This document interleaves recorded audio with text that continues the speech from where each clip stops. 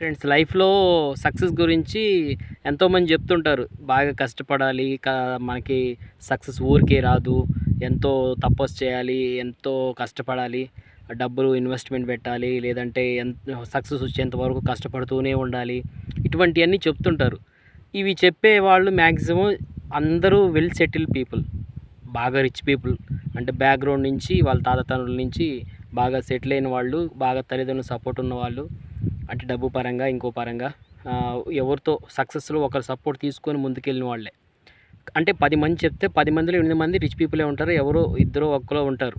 కానీ నేను చెప్తున్నాను ఫ్రెండ్స్, ఎక్కడైనా చూడండి, పేదవాడు ఎప్పుడైనా మోరల్ చెప్పడం విన్నారా మీరు? లేదు. అంత గొప్పవాళ్ళే చెప్తారు. మైక్ ఒకటి దొరకగానే ఇంకా స్పీచ్లు ఇచ్చేస్తుంటారు. ఇవన్నీ నమ్మకాకండి. సక్సెస్ రావాలంటే మీకు రాసి పెట్టుండాలి.